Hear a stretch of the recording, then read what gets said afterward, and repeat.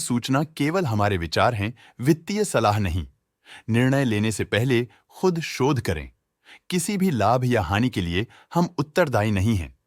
Indian hotels company ने अपनी नई शेयर होल्डिंग रिपोर्ट्स रिलीज की हैं, जो फाइनेंशियल ईयर के क्वार्टर और पहले हाफ को कवर करता है, जो सितंबर 2024 के 30 तक चलता है।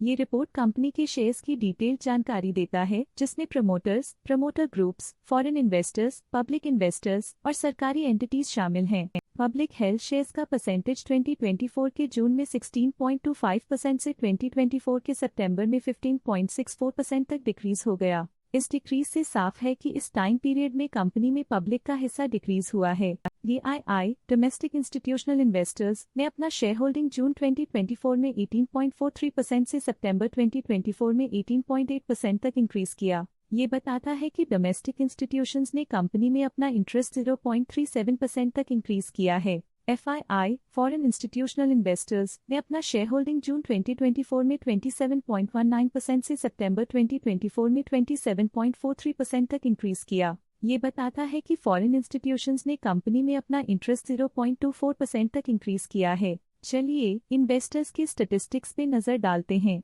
जो शेयर होल्डिंग पैटर्न में फ्लक्चुएशंस का कारण बन सकते हैं। रेखा झुंझुनवाला की फाइनेंशियल परफॉर्मेंस में एक सिग्निफिकेंट डिफरेंस देखा गया है, जो -0.07% है। लेटेस्ट क्वार्टर में म्यूचुअल फंड स्लैश ने स्टेक होल्डिंग में इंक्रीज देखा, जिसमें 0.18% का अपटिक देखा गया। लेटेस्ट क्वार्टर में कनारा रोबीको म्यूचुअल फंड AC कनारा रोबीको इमर्जिंग इक्विटीज ने स्टेक होल्डिंग में इंक्रीज देखा, जिसमें 0.03% का अपटिक देखा गया। Nippon life India trustee limited A/C Nippon India multi cap fund ने अपने हिस्से को पिछले क्वार्टर में 2.46% से डिक्रीज करके 2.42% पे ले आए हैं। ये कंसेक्यूटिव क्वार्टर्स में -0.04% स्टेक्स डिफरेंस दिखाता है। लेटेस्ट क्वार्टर में axis mutual fund trustee limited AC axis mutual fund AC axis mid cap fund ने स्टेक होल्डिंग में इंक्रीज देखा, जिसमें 0.29% का अपटिक देखा गया। HDFC mutual fund HDFC mid cap opportunities fund ने अपने हिस्से को पिछले क्वार्टर में 3.71% से डिक्रीज करके 3.49% पे ले आए हैं। ये कंसेक्यूटिव क्वार्टर्स में -0.22% स्टेक्स डिफरेंस दिखाता है। इंश्योरेंस कंपनीज ने अपने हिस्से को पिछले क्वार्टर में 4.16% से डिक्रीज करके 3.9% पे ले आए हैं। ये कंसेक्यूटिव क्वार्टर्स में -0.26% स्टेक्स डिफरेंस दिखाता है।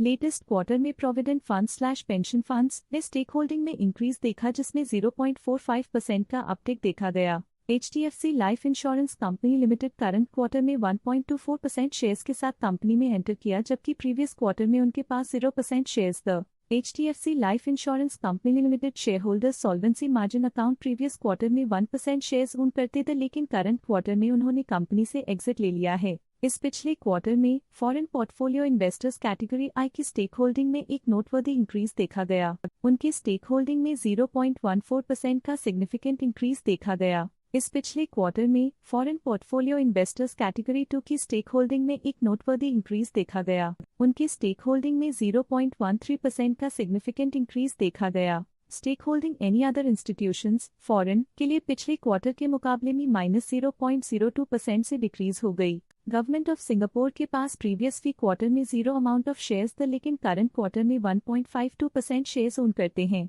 Government of Singapore previous quarter में 1% शेयर्स ओन करते थे, लेकिन करंट क्वार्टर में उन्होंने कंपनी से एग्जिट ले लिया है। बट ये था कंपनी का करंट शेयर होल्डिंग पैटर्न। देखने के लिए धन्यवाद। स्टॉक लेटेस्ट न्यूज अपडेट के लिए चैनल को सब्सक्राइब करें और वीडियो को लाइक एंड शेयर करें।